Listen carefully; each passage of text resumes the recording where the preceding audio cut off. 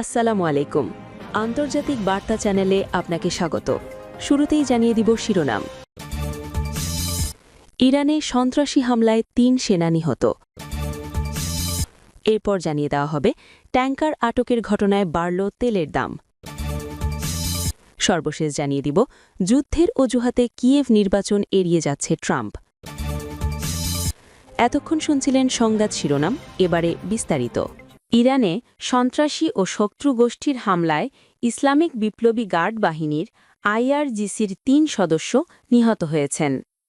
বুধবার ১০ ডিসেম্বর দক্ষিণ পূর্ব ইরানের জাহেদানের কাছে লার সীমান্তবর্তী অঞ্চলে হামলার এ ঘটনা ঘটে বলে জানিয়েছে সংবাদ মাধ্যম প্রেস টিমি।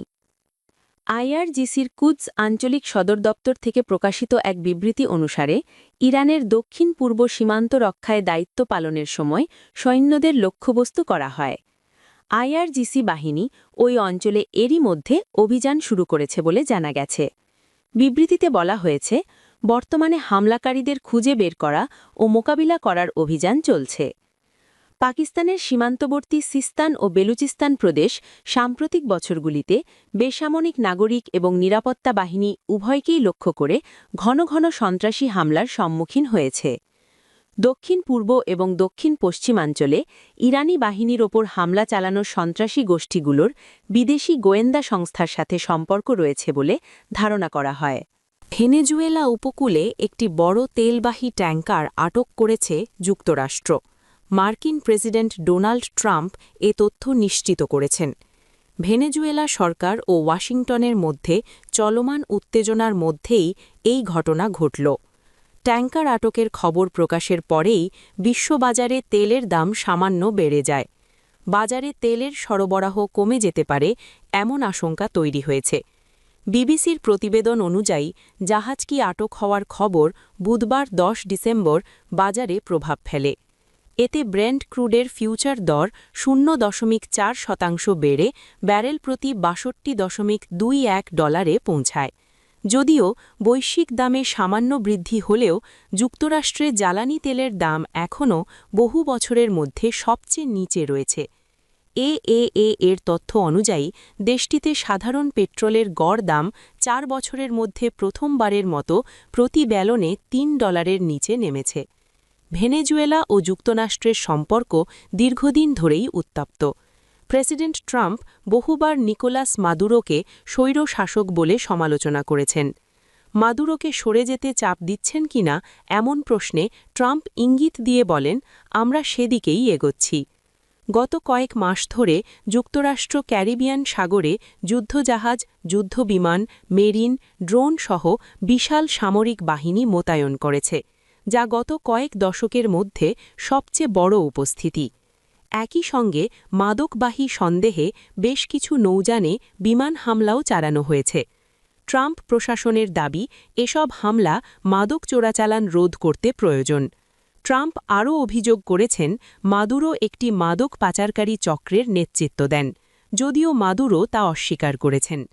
ট্রাম্প দাবি করেছেন, তিনি ভেনেজুয়েলায় সিআইএকে গোপন অভিযান চালানোর অনুমতি দিয়েছেন এবং যুক্তরাষ্ট্র স্থল অভিযান নিয়েও ভাবছে, যা সম্ভাব্য সামরিক হস্তক্ষেপের ইঙ্গিত দেয়।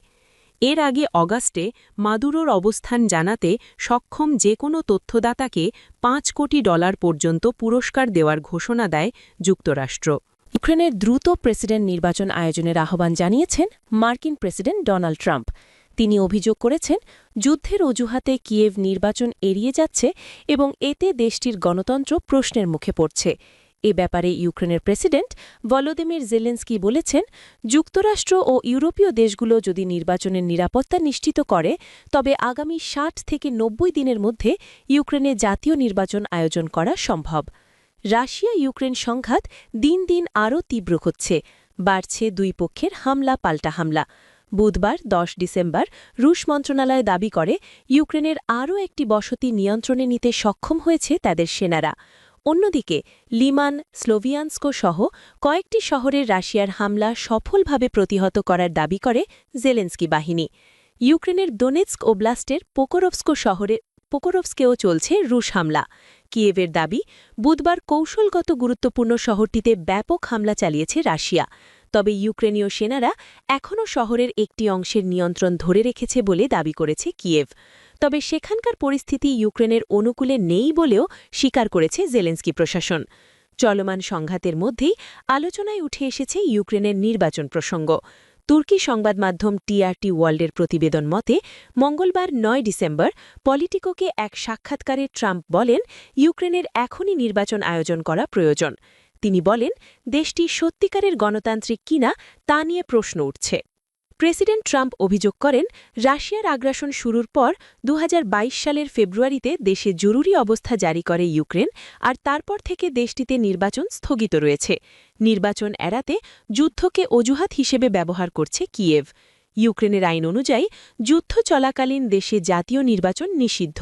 মূলত ২০২৪ সালের মার্চ মাসে দেশটিতে নির্বাচন হওয়ার কথা থাকলেও ২০২২ সালের ফেব্রুয়ারি থেকে রুশ সামরিক অভিযান শুরুর পর থেকে সামরিক আইনের মেয়াদ বারবার বাড়ানো হয়েছে, ফলে নির্বাচন পিছিয়ে গেছে। ট্রাম্পের এই মন্তব্যে ইতিবাচক প্রতিক্রিয়া জানান ইউক্রেনের প্রেসিডেন্ট জেলেন্সকি। তিনি বলেন, নাগরিকদের নিরাপত্তা নিশ্চিত হলে আগামী ৩ মাসের মধ্যেই হতে পারে নির্বাচন, যদি যুক্তরাষ্ট্র ও ইউরোপীয় দেশগুলো যদি নির্বাচনের নিরাপত্তা নিশ্চিত করে। জেলেন্সকি আরও বলেন, যুদ্ধকালীন সময়ে নির্বাচন আয়োজনের আইনি জটিলতা নিরসনে তিনি ইউক্রেনের পার্লামেন্ট ভার্খভনা রাদার ক্ষমতাসীন সদস্যদের আইন সংশোধনের প্রস্তাব তৈরির আহ্বান জানিয়েছেন। তবে তিনি জোর দিয়ে বলেন, যে কোনো নির্বাচনের প্রধান পূর্ব শর্ত হল নিরাপদ ভোটদানের পরিবেশ নিশ্চিত করা। নির্বাচন নিয়ে জেলেন্সকির এই মন্তব্যে স্বাগত জানিয়েছে রাশিয়া। ক্রেমলিনের মুখপাত্র দিমিত্রি পেসকভ বলেন, ইউক্রেনে নির্বাচন আয়োজনের বিষয়ে প্রেসিডেন্ট ভ্লাদিমির পুতিন অনেক আগে থেকেই বলে আসছেন। প্রেসিডেন্ট ডোনাল্ড ট্রাম্পও এ নিয়ে অনেকবার কথা বলেছেন। একদিনে পাল্টাপাল্টি হামলা চলছে, অন্যদিকে যুদ্ধবন্ধে কূটনৈতিক অঙ্গনেও আছে তোড়জোড়। ইউরোপীয় দেশগুলো ইউক্রেনের শান্তি প্রক্রিয়া নিয়ে আরও সমন্বয়মূলক আলোচনা করতে চলেছে। জার্মান চ্যান্সেলর ফ্রিডরিচ মের্জ জানান, চলমান সংকট সমাধানে প্রতিশ্রুতিবদ্ধ বার্লিন। অন্যদিকে ব্রিটিশ প্রধানমন্ত্রী জানিয়েছেন, ইউরোপ দৃঢ়ভাবে ইউক্রেনকে সমর্থন দিচ্ছে।